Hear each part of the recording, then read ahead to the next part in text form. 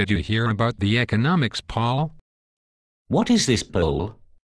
In December 2008, just after the election, the Zogby did a poll of 4,835 human beings and asked 8 basic economic questions about real economic policies.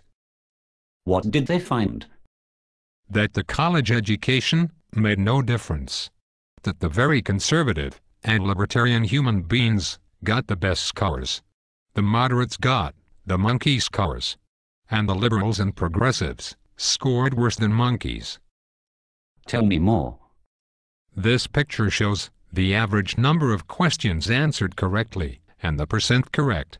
The questions were basically true or false questions, so 50% would be the monkey score, random guessing.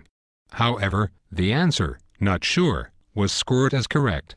And they did not say how many not sure answers they got. Then the economic knowledge was possibly even less than indicated, depending on how many not sure answers there were. Yes, for there would be 2 ways to get a good score: to answer questions correctly, or to answer questions not sure.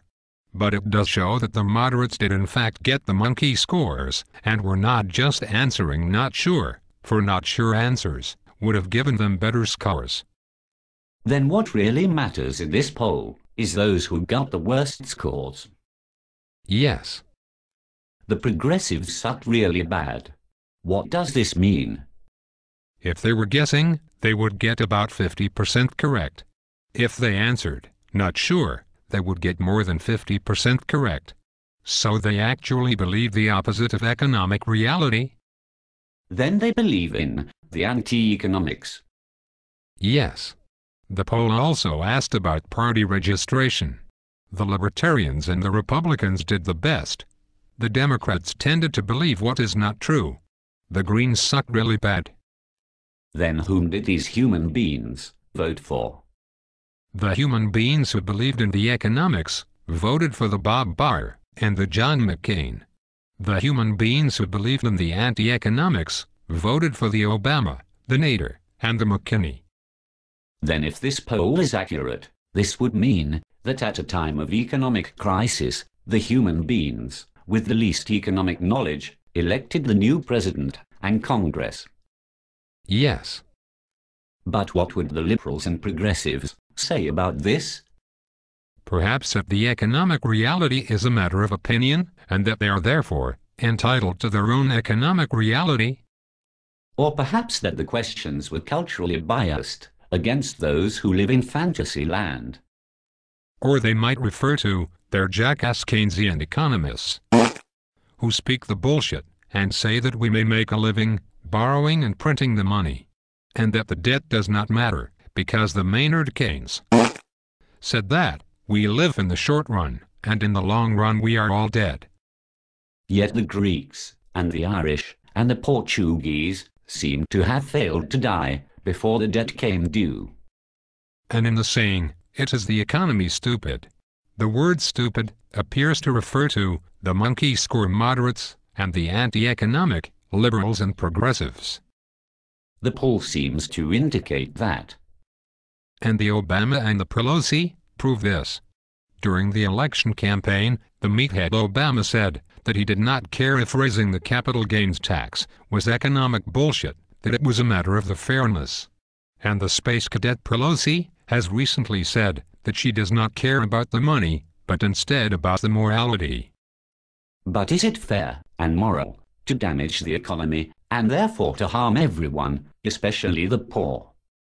The fair and moral anti-economic policies of the Herbert Hoover and the Franklin Roosevelt caused great hardship and suffering, and worsened and prolonged the Great Depression. And is it moral to encourage dependency, to reward subsidy suckers, to take from the producers and give to the stupid bankers, to give to the lazy what was meant for the unfortunate? To encourage the greed for other people's money, to ruin the dollar with the inflators, to dump the debt of doom on the children? But you also said that for this test, the college education made no difference. Why is that? They were not sure. They did say that the libertarians and the conservatives were rare among the college faculties, and that a substantial majority of the academic economists voted for the Democrats. Perhaps these academic economists are the jackass Keynesians. And perhaps it is because the universities are the home bases of the liberals and the progressives, who find it difficult to survive without the taxpayer subsidies and the government jobs. For their jackass beliefs do not work in the real world. The universities, where the reality has been replaced by the political correctness of the Soviet Union. Where the students are the unsuspecting suckers whose brains are pickled by the beer and the progressive bullshit. The idealistic, indoctrinated, programmable zombies. The useful idiots who become the indentured servants of the liberal and progressive professors, to whom they pay the big money for years after graduation, for being taught to think and vote as they are told. And with a degree which qualifies them to work in the shopping mall. Perhaps before the next election, the moderates should take some time to learn the real economics and try to improve on their monkey scores.